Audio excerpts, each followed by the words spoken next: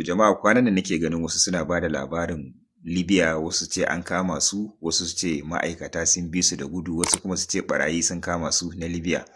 Sai na ce to ni kenan yanzu idan zan ba da labari na abubuwan da muka gani ko kuma tarihi, wallahi season fin za mu haɗa. Season na fim zan haɗa, ina ga sai ya kai na 30 ma bai ƙare ba. Amma dai kaɗan daga ciki barin baku wani ƙaramin labari wanda mu neman ma'aikatan muke su gan mu domin su kama mu. Su wa'ancan gudu suke, mu kuma neman su muke yi, ina za mu ga ma'aikaci ma, kai ba ma ma'aikaci ba, mu ga wani ɗan adam ma ya kama mu, saboda mun ga ɗan adam ɗin to mun riga mun tsira.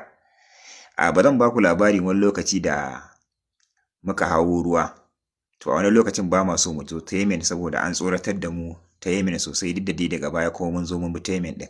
Sai muka buƙaci cewa muna buƙata kawai mu ajiye mu a kusa da cikin Saudiya, daga nan za mu taka da ƙafa sai mu shiga cikin Saudiya.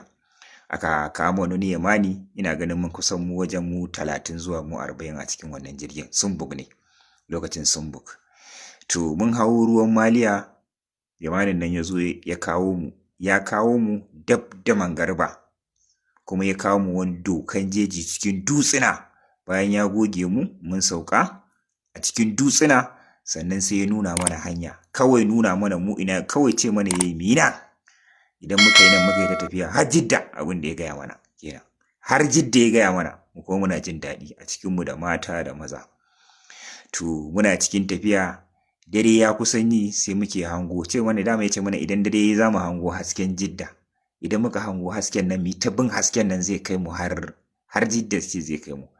Ashe jama'a wannan hasken na rinzai da Allah sai kai wata baka je gun hasken nan ba, kuma sannan ga mahaukacin dutsuna, wani dutsen sai ka yi ni baka zagaye shi ba, yini za ka yi baka zagaye dutsen nan ba.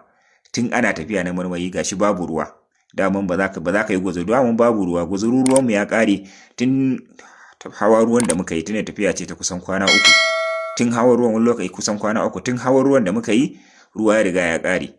Sai dabino kawai shine muka ajiye kuɗin aya, shine abincinmu, dabino kawai muka tafi cikin dutsuna, tafiya muke inda yayi muna kallon Jidda ga ta nan haske, amma tafiyar da zaka yi ta wuce misali. Idan safiya ta yi za mu ɗan ɓuya, malam galabaita ta kai galabaita, ba ruwa, dabino ya riga ya ƙare, ga kuma tafiyan ƙafa, ga kana cikin tafiya za ga ƙwarangwal ɗin kan mutum ko ƙafa ko kuma wani abu a cikin dutsuna. Gashi dai mu ba mu haɗu da wata dabba ba, barantana ɗan adam. Tun muna tafiya mu kusan mu 30 zuwa 40 ɗin nan, sai ta kai ta kawo zunzurutun wahala, wasu an jefar da su a hanya, wasu ba za su iya ba sun zauna, wasu kuma ma an rabu. Kaya daidai ina ganin sai da ta kai ta kawo takalminka nauyi yake yi maka. Takalmi, bar maganan kaya kan baka ma san da zaka cillar da shi ba, hula ma nauyin ta zaka ji, ga wahala, ga ba ruwa, ga zafin rana, ga kuma cikin dutsuna.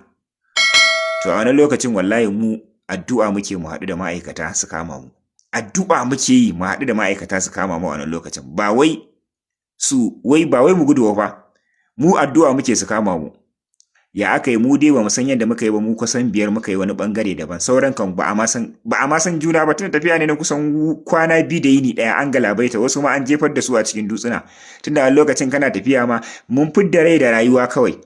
Wallahi kwatsam sai muka hango ma'aikata, mun hau wani rairayi hamada, sai ma'aikata suka hango mu, suna hango mu da suka danno mota da gudu. Wallahi mu gudu muke yi su gan mu, suna gudu mu ko muna ihu su gan mu ma su zo su kama mu, ihu muke su gan mu zo su kama mu. Suna zuwa aka samu a mota, ina sauran muka ce ai ba mu kaɗan bane, muka gaya musu. Nan da nan aka tashi jirgin sama aka tasa, aka shiga cikin dutsunan nan, duk sai da aka je aka lalumo mu mazan mu da matan mu, sauran abokai na suna ji, wasu sun shigo, wasu kuma an maida su gida. Jirgin sama aka tasa, duk sai da aka nannaɗo mu, aka zo aka tara mu.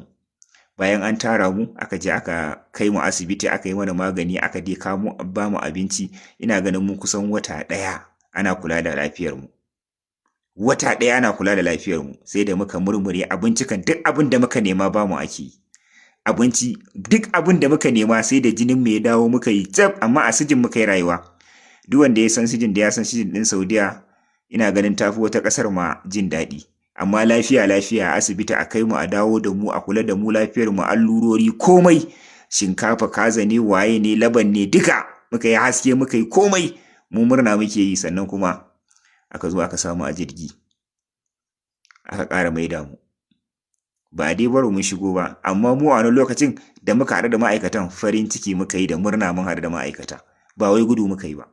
Saboda haka ku da hankali 'yan Libya irin wannan abubuwan da kuma 'yan Alje idan aka ce shi za a dinga yi gaskiya sai abin da Allah ya ku ɗan taɓa kaɗan zuwa gaba kuma kafin mu ƙara binciko muku wani labari za mu sake baku shi ma don akwai su sun fi 1000 a kan nan namu na rantsi da Allah ta yadda muka gama da su kenan su karanta suka yi mu kuma wajen muka ji a ci gaba da.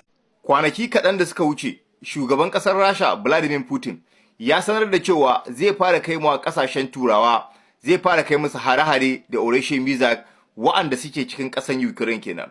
Inda ya sanar da cewa duk wani sansanin sojoji na ƙasashen Turawa wanda suke cikin ƙasar Ukraine to zai fara kai musu hari da Operation Mizak, wanda nan take ba da dadewa ba ya fara kai musu wannan hare-haren da Operation Mizak. To da alamun da sun firgita da wannan Operation Mizak din saboda sun barnan da yake da bala'in da yake yi, wannan Mizak din yana girgiza tarayyar Turai gabaki ɗayanta, tun daga abin da ya yankin America yayi abin da yayi har Isra'ila da sauransu. Wannan Operation Mizak din yana matukan girgiza Turawa fiye da ba ku tunani. A wannan lokacin da sai ga Emmanuel Macron bayan ya je da gargazan yayi yawa, sai gashi ya fito yana magana wai tabbas yankin Europe suna buƙatan su ma su mallaka wannan Operation Mizak din irin wanda ƙasar Rasha take amfani da shi. To Rasha ba ita take kera Operation Mizak ba, Iran take kera Operation Mizak. Duk duniya Iran kai take kera Operation Mizak. Idan ta kera wannan Operation Mizak din sai ta saida mawa ƙasar Rasha. Rasha a hannun Iran take siya. Iran da kuka rena technology ta, kuka rena ta, to Operation Mizak na ƙasan Iran ne. Iran ne take kera wannan Operation Mizak din. Yanzu dai Emmanuel Macron yana ba mu kasashen Europe shawara cewa dole su ma su ƙara ƙarfi, kuma dole su koma suna ƙirƙirar makamai masu ƙarfi kamar irin makaman ƙasar Rasha, saboda gujema barazanan ƙasar Rasha a koda yaushe. Kuma barazana na harkar tsaro zai iya tunkaransa a kowane lokaci, especially wannan lokacin da ƙasar America take so ta kwace yankin Greenland kuma wani bangare ne daga cikin yankin Denmark, kuma yana bangaren Europe, amma kuma ƙasar America take so ta kwace shi sakamakon duk wani hanya da ƙasar China da ƙasar Russia ta nan wajejen suke wucewa. Rasha ta ce da Rasha da China, especially China, ta ce ta yi invest din biliyoyin daloli a cikin wannan wurin, don haka ba za ta taɓa bari ƙasar America ta kwace wannan yanki ba. Idan America ta kwace wannan yankin, za ta hana Rasha da China cinikayyansu ta wannan yanki din. Bukatan ta kenan. Ta ce idan bata kwace ba, in bata kwace wannan yankin ba, to da Rasha da China abu mai sauki ne su kwace wannan yankin, saboda ta wannan yankin suka fi ta'ammali da kasuwancin su. Shi yasa America take so ta kwace wannan gurin, saboda takunkumi ya amfani sosai a wannan lokacin, saboda in ta kwace wannan yankin za ta hana su access gaba daya da wannan yankin. Shi yasa take so ta kwace wannan yankin ko da karfi, wa in ba haka ba China da Rasha za su kwace wannan yankin. To saboda China da Rasha kuma ta nan gurin suka fi cewa ta cikin ruwa da kayayyakin su ta wurin harkar cinikayyansu da sauransu. Ma'ana wurin yana da matukar amfani da kasan China da kasar Rasha, saboda suna tafiyar da kasuwancin su ta wannan yankin, kuma sun yi investment din kuɗaɗe masu yawa. America tana so ta kwace. A nan gurin kasashen Europe suka haɗu suka ce ƙarya ne, za su iya yakan ƙasar America idan ta ce za ta kwace wannan yankin, saboda wannan yankin nasu ne, yana cikin yankin Europe ne, ko ba su zira ma America ido to ta kwace Europe ba. Kuma ga shi har da UK a cikin wannan wurin. UK kuma kowa ya san ita tare na ƙasar America, kamar yadda tare na Najeriya, haka Ingila tare na ƙasar America. To za mu gani yanzu America za ta kai ma uwarta hari ne, tunda ita na lura cewa ita America tana nema ta fi kowa murya a duniya. So za ta iya faɗa da uwarta, za ta iya kai ma uwarta hari, ma'ana Ingila kenan, ko ba za ta iya ba. Ingila dai tuni ta riga ta yi mobilizing din sojoji gaba daya, kuma ta tura su wannan yankin Greenland din, jira kawai suke ƙasar America ta sa kafa yaki ya balle. Shi ya yi cewa World War 3 yana gab da shigowa. Amma yanzu muna jira magani America za ta iya faɗa da Ingila da kasashen Europe, ko ba za ta yi ba. Allah ya samu dace. Shirin kayan kwalba. Watan shugaban ƙasar America Donald Trump ya fito ya jaddada godiyarsa akan shugaban ƙasar Iran na soke hukuncin rataya akan waɗanda aka kama maciya amanan ƙasa 'yan zanga-zanga da makamai, wanda shugaban ƙasar Iran da ya yanke musu hukuncin kisa ta hanyar rataya har mutum guda 800. Daga baya sai ya soke wannan hukuncin ratayan, ya ce an canza musu hukunci, ba za a rataye su ba. Kuma nan da nan shega shugaban ƙasar America ya fito yana jaddada godiyansa da yaba masa akan wannan hukunci da ya soke shi ya ce an fasa rataye su, saboda ya sa halin Iran idan fa ta ce za ta yi sai fa ta yi ne, ba wanda sai hana ta, kuma hukunci mai sauki ne ta falle ma kai ko kuma ta rataye ka. Amma wannan karin ta ce ta fasa har mutum 800. Yanda Iran ta fito ta nuna cewa ita fa ba wai ta yi ba wannan zanga-zangan da aka yi mata a cikin kasanta bane, saboda inda ta ga dama da ta yi amfani da karfin soja, duk da doka ya bata ta yi amfani da karfin soja, da za ta yi haka da a cikin sa'o'i biyu kawai za ta dakile wannan zanga-zanga. Amma ta jinkirta hakan ne sakamakon kare rayukan fararen hula, ba ta so ta yi asaran fararen hula a kasanta. Dalilin da yasa kenan ta dan jinkirta ba ta yi amfani da karfin soja wurin dakile wannan zanga-zangan ba. Wai nan ma tana gaya ma kasashen turawa ne fa, kawai ta kyala wannan zanga-zangan ne saboda ba ta son ta yi asarar rayukan al'umman kasanta, shi yasa ta jinkirta musu, ta ba abin a hankali, ta lalama har aka kawo ƙarshen abin. Ba wai sun fi karfin ta bane, ba wai ma kirkin da suka shirya bane yayi aiki har wannan zanga-zangan ta yi tsawon lokaci zuwa haka. A'a, ta ce kawai ta haka ne dan ta jinkita. Kuma shi yasa ta ce yanzu ma mutum 800 da ta kama da makamai wa'anda aka turo su da yancin amana, yancin kasanta, aka yi amfani da su don wurin tada wannan tarzoma a kifar da gwamnatin.